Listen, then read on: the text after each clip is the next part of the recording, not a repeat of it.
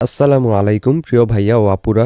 এই ভিডিওতে আমরা ক্লাস 9 এর ইংরেজি বইয়ের 17 এবং 18 পৃষ্ঠার মধ্যে লেসন 4 দ্য হুইল অফ সাইক্লোনের উচ্চারণ সহ অনুবাদ নিয়ে আলোচনা করব। দেখো এখানে আমরা উচ্চারণটাও কিন্তু বাংলায় লিখে দিয়েছি।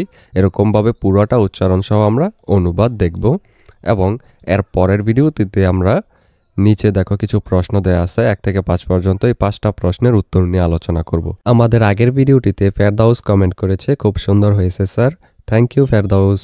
তাহলে চলো এবার আমরা টেক্সটটা পড়ে নিই উচ্চারণ সহ। এখানে লেসন 4 এ দ্য হুইল অফ সাইক্লোনের এর মধ্যে আমাদেরকে বলছে read the following excerpt from Amitav Ghosh's the great derangement and answer the questions. অর্থাৎ অনুবাদ, এটার অনুবাদটা হলো অমিতাভ ঘোষের দ্য গ্রেট ডিরেঞ্জমেন্ট থেকে নিম্নলিখিত অংশটি পড়ুন এবং প্রশ্নগুলোর উত্তর দিন। এখান থেকে শুরু। On the afternoon of March 7, 1978, the weather took an odd turn in north Delhi. 17 March 1978 বিকেলে উত্তর দিল্লির আবহাওয়া অদ্ভুত রূপ নেয়। Mid March is usually a nice time of year in that part of India. The chill of winter is gone and the blazing heat of summer is yet to come. The sky is clear and monsoon is far away. মার্চের মাঝামাঝি সময়টি সাধারণত ভারতের ওই অংশে বছরের সুন্দর সময়। শীতের ঠান্ডা চলে যায় এবং গ্রীষ্মের তীব্র গরম এখনও আসেনি। আকাশ পরিষ্কার থাকে এবং বর্ষা অনেক দূরে থাকে। But that day dark clouds appeared suddenly and there were squalls of rain.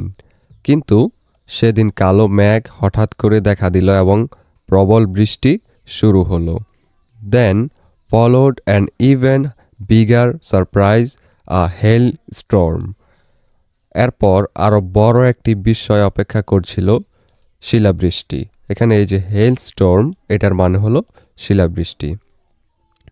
I was then studying for an MA at Delhi University while also working as a part-time journalist.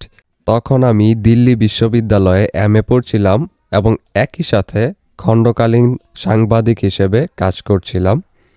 When the hailstorm broke, I was in a library.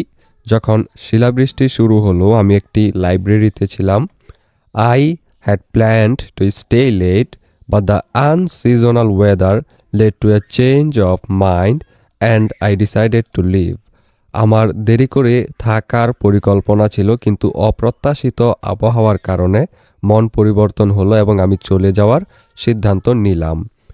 I was on my way back to my room when, on an impulse, I changed direction and dropped in on a friend. আমি আমার রুমের দিকে যাচ্ছিলাম যখন হঠাৎ করে আমি দিক পরিবর্তন করলাম এবং এক বন্ধুর সাথে দেখা করতে গেলাম।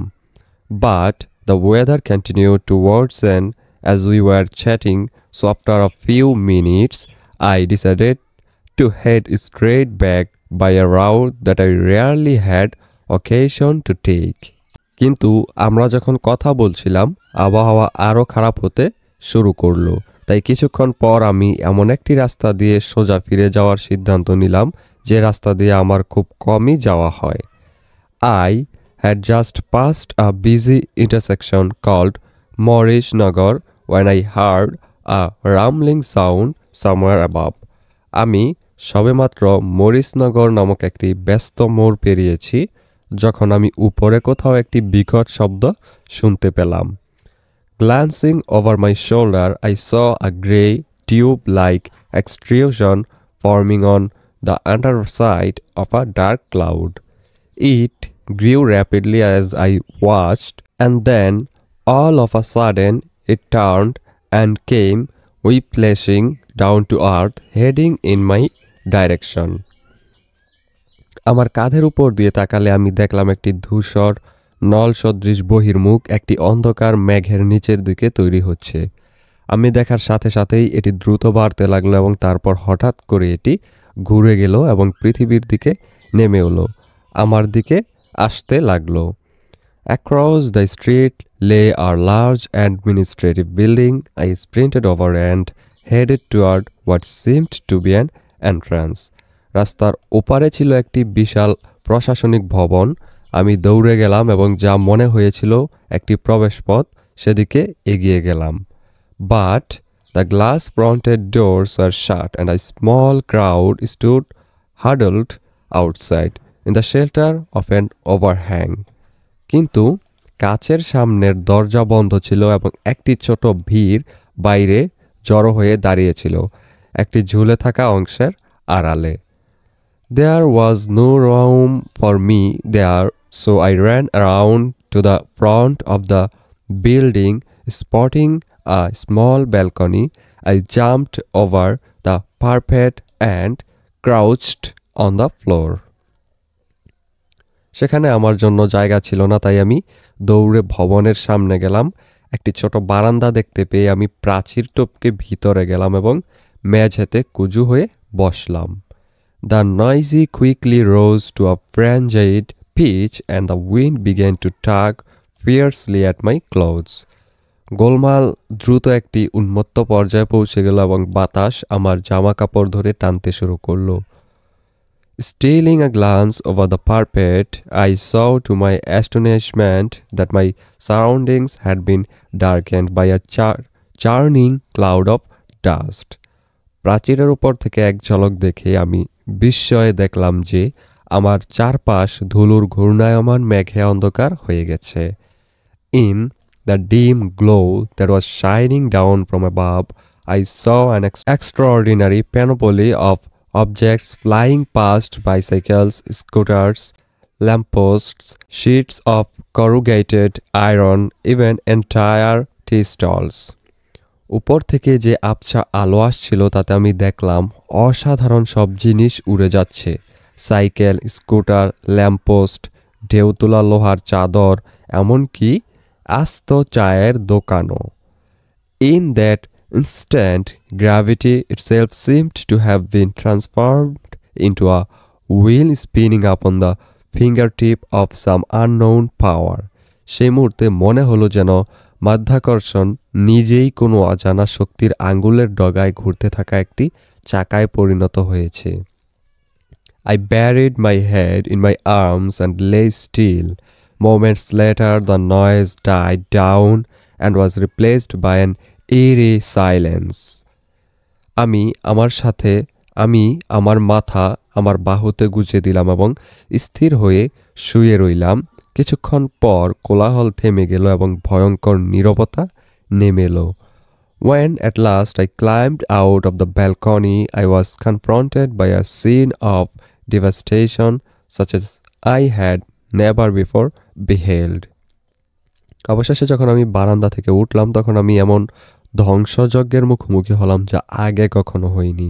Buses lay overturned, scooters sat perched on tree tops, walls had been ripped out of buildings, exposing interiors in which ceiling fans had been twisted into tulip-like spirals. বাসগুলো উল্টে পড়েছিল, স্কুটারগুলো গাছের উপরে বসেছিল, দেয়ালগুলো ভবন থেকে ছিঁড়ে ফেলা হয়েছিল, ভেতরের অংশ দেখা যাচ্ছিল যেখানে সিলিং ফ্যানগুলো টিউলিপের মতো সর্পিলাকারে মোচড়ানো ছিল। The place where I had first thought to take shelter, the glass-fronted doorway had been reduced to a jumble of jagged debris. আমি যেখানে প্রথমে আশ্রয় নেওয়ার কথা ভেবেছিলাম সেই কাচের সামনের দরজাটি ধারালো ধ্বংসস্তূপের স্তূপে পরিণত হয়েছিল। The panes had shattered and many people had been wounded by the shards. I realized that I too would have been among the injured had I remained there. I walked away in a daze. কাঁচগুলো ভেঙে গিয়েছিল এবং অনেক লোক শার্ডের দ্বারা আহত হয়েছিল। আমি বুঝতে পারলাম যে আমি যদি সেখানে থাকতাম তবে আমিও আহতদের মধ্যে একজন হতাম। আমি হতবাক হয়ে হেঁটে গেলাম। Long afterward, I'm not sure exactly when or where I hunted down the Times of India's New Delhi edition of March 18. I still have the photocopies I made of it. 30 dead, says the banner headline. 700 hurt as cyclone hits North Delhi.